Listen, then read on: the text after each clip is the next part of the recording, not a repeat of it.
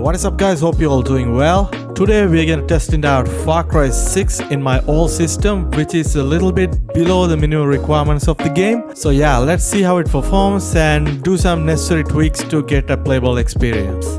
Alright, first of all, I'm gonna test this thing out in an i5-3570, which is a very old CPU at this point. It was released back in 2012, which was the same year of the release of the Far Cry 3. So it's pretty much a decade-old CPU at this point, but it still has a 4 cores and 4 threads, which is good enough to run most of the modern-day titles even in very low settings. And also it's paired with the 8 gigs of DDR3 RAM and also the Nvidia GTX 960 2GB version. In the official minimum requirements of the Far Cry 6, it says that it needs a GTX 960 4GB version as the minimum video card requirement. So it's definitely going to be a struggle to run this on a 2GB version of the GTX 960 because we're gonna run out of VRAM very quickly, because even in very low settings, Far Cry 6 uses at least around 3 gigs, close to 3 gigs of VRAM. So we have to forget about playing on medium or higher settings with this graphics card.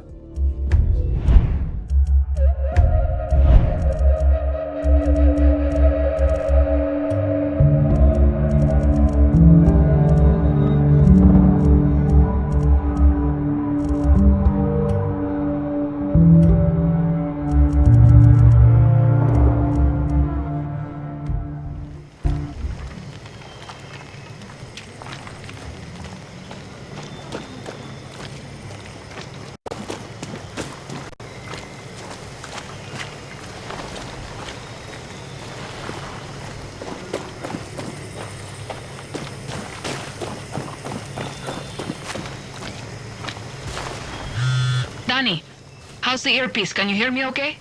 Loud and clear. The spy shit works, Clara. I'll give you that. Bien. Keep your gun holstered if you want to stay out of trouble, especially in areas with a lot of soldados.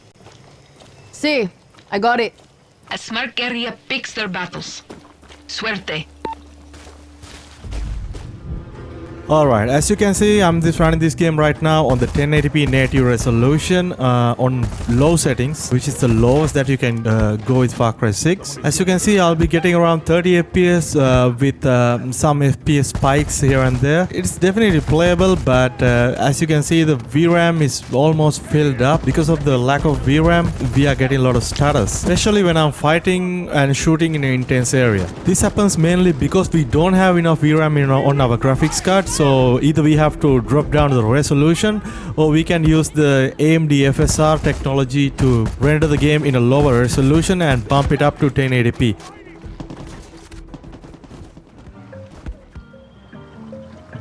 Alright, now I'm going to show you guys a small comparison about how much FPS that you can get with the different FSR settings.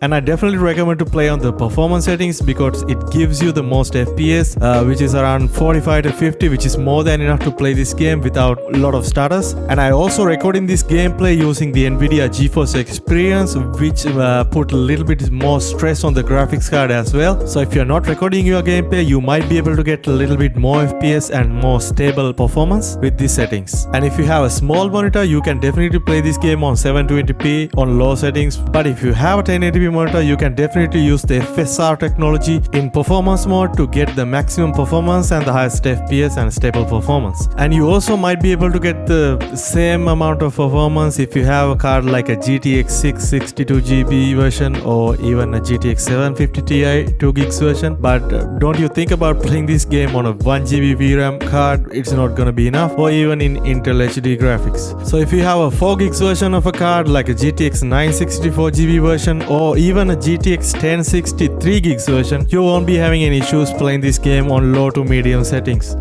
So that's pretty much it, guys. I hope this video helpful for someone who is struggling to play this game on a 2GB VRAM graphics card. Hopefully they'll be able to add some tweaks and performance settings and get a better stable performance. I'll see you guys in my next video. Stay safe.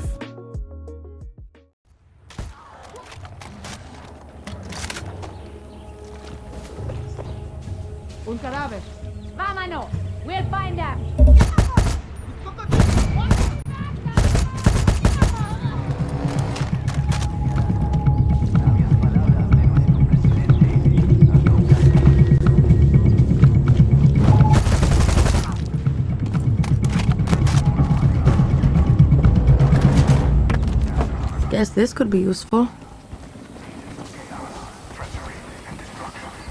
the other stands the true Yarans, agents of truth, order, and loyalty. Every Yaran must have himself. What the hell are you going to do with this one?